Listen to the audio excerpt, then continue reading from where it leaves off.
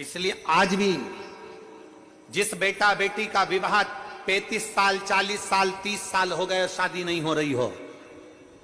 जिस बेटा बेटी का संबंध नहीं हो रहा, उससे निवेदन है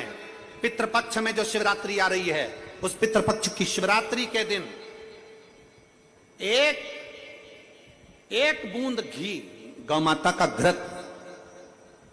गाय के दूध से बना हुआ, गौ माता का गाय के दूध से बना हुआ घी एक उंगली में जरा सा लगाकर जिस लड़का लड़की का विवाह नहीं हो रहा हो वो लेकर जाए, शंकर के शिवलिंग पर उसका लेपन करे और उसी उंगली को अशोक सुंदरी वाली जगह पर पीवरी के नाम से, पितृपक्ष में सुखदेव जी महाराज की धर्म पत्नी पीवरी के नाम से अगर अशोक सुंदरी वाली जगह पर लगाकर एक लोटा जल भगवान शंकर को समर्पित कर दे तो उसका विवाह होता ही है। अगला पितृपक्ष आएगा उससे पहले उसका विवाह होगा ही होगा, विवाह होगा। गौ माता के दूध से बना हुआ घृत और निवेदन रहेगा सभी जिनके घर में अगर 35 साल 40 साल 30 साल 25 साल हो गए, 15 साल हो गए, 20 साल हो गए, शादी के बाद में अगर संतान का सुख नहीं हो रहा है, संतान का सुख, तो उनसे निवेदन करेंगे, उनसे निवेदन।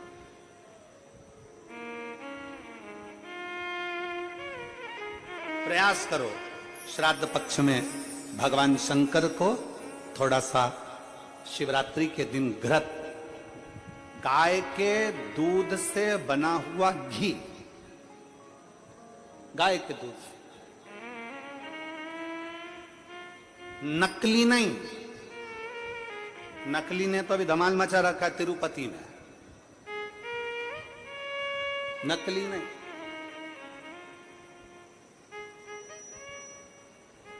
कल हमने कथा में कहा था, आप लोगों के स्मरण में है,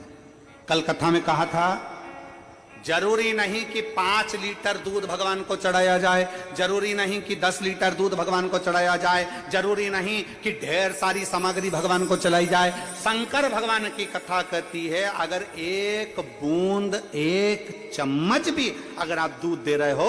असली दीजिए, गौ माता का दीजिए। एक घी का दिया भी लगा रहे हो तो गाय के घृत से बना हुआ लगा,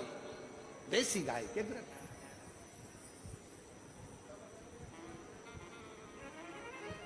थोड़ा सा भी दो पर भगवान को शुद्ध दो, थोड़ा सा, अशुद्ध नहीं चाहिए।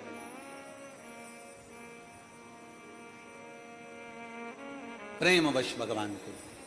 अब पीवरी ने मांगा तो निवेदन अगर बन सके, जिनके घर में संतान का सुख नहीं है, अगर ये शिवरात्रि जो आ रही है श्राद्ध पक्ष की, श्राद्ध पक्ष की शिवरात्रि मतलब पितृ और महादेव दोनों का वर हमको प्राप्त होता है। मान लो घर में पितृदोष हो गया, आहुत दोष हो गया, वासुक दोष हो गया, काल सर्प दोष हो गया, सारे दोष तुम्हारे पास में, कोई ने कह दिया मंगल हो गया, कोई ने कह दिया शनि चढ़ गया, कोई ने कह दिया बुध चढ़ गया, कोई ने कह दिया गुरु चढ़ गया, कुछ भी चढ़ जाए, तुम महादेव के पास जाइए। संतान का अगर सुख नहीं है तो बाबा देवाधिदेव महादेव को घृत का लेपन कर कर उसी घृत का थोड़ा सा पान घर पर आकर दोनों पति पत्नी उसी घृत को लाकर उसका पान करें, घृत का लेपन करो, बाबा को जल चढ़ाओ।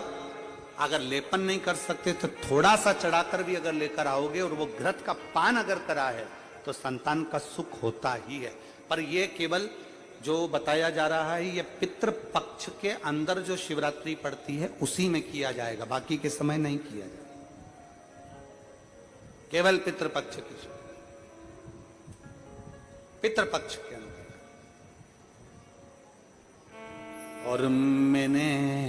तेरे ही भरोसे बाबा, तेरे ही भरोसे हवा बिच उड़ती जावांगी। बाबा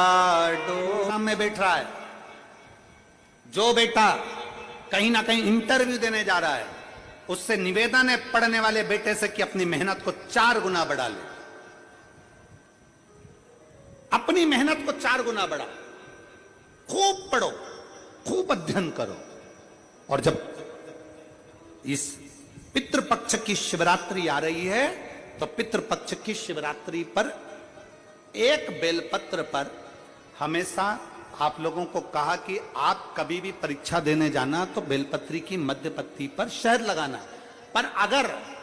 पितृपक्ष चल रहा है और पितृपक्ष की शिवरात्रि है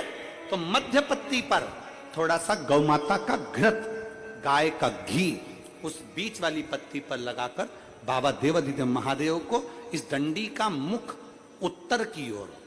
डंडी का मुख कहां पर हो, जम के बोलो जरा, उत्तर की ओर। उत्तर जानते हो मतलब जहां शंकर जी का पानी बहकर जाता है उत्तर की ओर डंडी का मुख हो। अगर डंडी का मुख उत्तर की ओर रखा है और घृत लगा हुआ आपने ये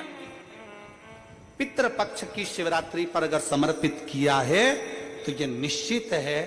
अगली शिवरात्रि जब आएगी पितृपक्ष की तो आपका पत्र उससे पहले इस व्यासपीठ पर जरूर मिलेगा, निश्चित। पितृपक्ष की शिवरात्रि साधारण नहीं। पितृपक्ष की शिवरात्रि में एक भगवान शंकर और पितरों का एक आनंदमय भाव प्रकट होता है, आनंदमय।